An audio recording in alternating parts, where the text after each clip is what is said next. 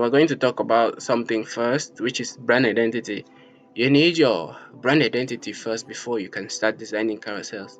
The reason I say so is because if you start designing carousels without a brand identity, the first thing you're going to do is you're going to lose trust that you don't have from your potential customers, and they're not going to recognize you each time that you post. These two are essential because they have to do with two important brand identity elements, which are the color and the typography. If you keep on using different colors each time that you post a carousel, people will eventually not trust you and they will not even remember you if you've stayed for long without posting. And then when it comes to building trust is kind of hard when you don't have a personality because your brand colors reflect your personality. So that's kind of like a hard thing to do.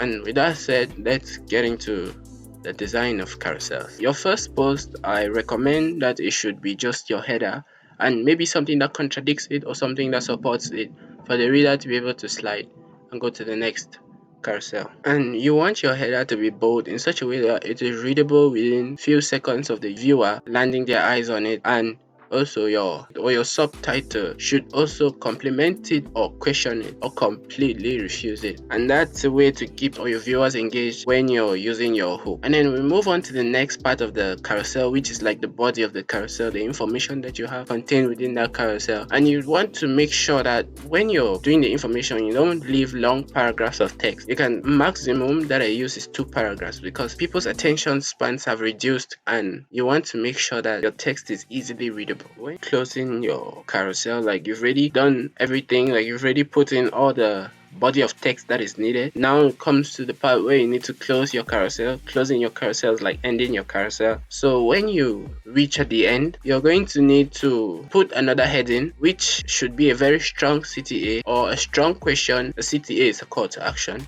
A strong question or statement that reinforces, like I said for the header, that reinforces or contradicts what you've said before, so that you challenge your users to be able to comment. That's also another form of a strong CTA. When we're done with the whole carousel, we want to add a little detail to our carousel to make it look like a designer has been there. We want to add a little details on the top left, the top right, the bottom left, and the bottom right, so that you can give like that kind of feel that a designer has been there. It's not just one of those carousels. Your carousels should be from 2 to 9. That's the number that many people usually use, and all your information should fit within that range. If it's not, chop it down some more, because when you do longer than that, people lose interest, especially when what you're trying to teach them is text-based. People lose interest. So let's go into the actual design of carousels. Carousels are a thing of psychology. You want to keep your reader reading or sliding to the end,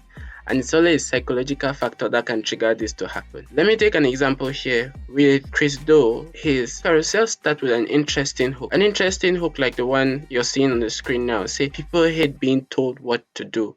As you can see, it's very bold and you can read it within the first few seconds of looking at it. And about the detail I was talking about, as you can see the detail on the top right and the top left and the bottom right, and just the bottom because he uses all that space. Notice the way it looks a little bit more professional. That's what I want for your carousels. So you'll be able to do that so that your readers can take you more seriously. Make your header to be bold, because today your audience needs to know why they should slide. And platforms nowadays don't even reward you for likes, they reward you for the engagement. So as you can see, Chris, those hooks are clear, and the typeface he uses or the font he uses is very elegant and clear, and you can read that in like a second. So that's what makes it professional and easy to read. You can choose to go clickbait style on your carousels on your first post, but if you don't actually deliver on that same clickbait style heading, people will actually lose trust in you, and heck, some people might even block you. So you want to make sure that any hook that you put, you're able to fulfill that hook or give them the full perspective.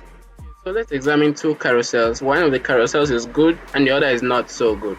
So this is the not so good carousel. As you can see, the heading is just tiny, and then the text has taken up all of the body, of which is not cool because When I talked about using just 2 paragraphs, as you can see, this is 3 paragraphs used there, and which is enough for the user to just swipe away without reading. And that's not what you want, because you want them to actually follow along, because you're actually telling them a story when using slides. If you're engaging your users with stories, then they are sure to slide to the end and actually read all of what you're talking about. Yeah, we didn't even read all of that text. So you see, that's the power of trying to fit everything on one slide, and it doesn't help you at all. And if you wanted to do that, you could go a little something like this. You see what I've done here now? The heading is still tiny, but I've separated the text into different paragraphs. Although I should have probably removed this last paragraph and put in another slide, but this is just for the case of showing you that you can do this, but make sure to add some spacing. Even within the text, as you can see, the spacing between the lines are more than the way they normally come with the font. That's because I increased them. And the way you want to do this is making sure that none of the letters overlap with each other. For example, if you reduce this too much, some of the letters will overlap with each other, making it hard to read, and you won't like it. It won't feel nice to read. I mean, like, you want reading to feel nice. So do that, it won't feel nice to read. While that's not necessarily perfect, but it gives room for the design to breathe and your reader to calm down and read instead of scrolling away. Now, for the one that get the most attention, it probably be the next one that I'm going to show you now, which is this. You can see the heading is bold and it has some text under it which is meant to support it.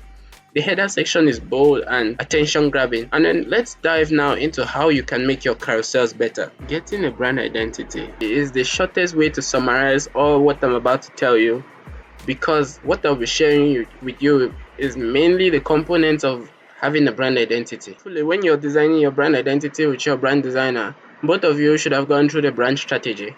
I'm not going to explain brand strategy in this video because it will really make the video longer.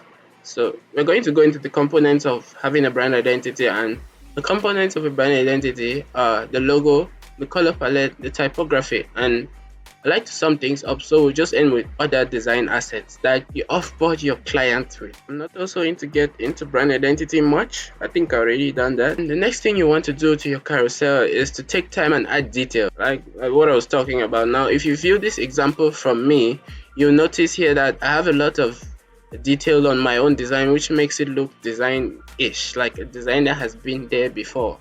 So that's what you want to do to your own carousels. So this is a quick something to do. I want you to look at all of the creators that you follow, all the big creators that you follow, and you'll notice that early on they got their brand identity because they know the importance of having a brand identity in the online world. If you're building a personal brand, you need a brand identity. If you're building a business, you need a brand identity. One of the reasons why you need to invest in a brand identity, because you get to get your audience to trust you more rather than just having to use random things. I'm referring to the components of a brand identity and lose trust that you don't even have. When you're consistent with a set of brand colors and typography, or a brand identity in general, we call that consistent messaging, and that is what we say you deliver consistent messaging to your audience, which is one of the problems that we solve at the Design Archive. If you don't have time to do that, we take on social media management roles. So I'm going to end this video here. Thank you for watching the video. I hope you've learned something, and please comment, hit that subscribe button and like the video.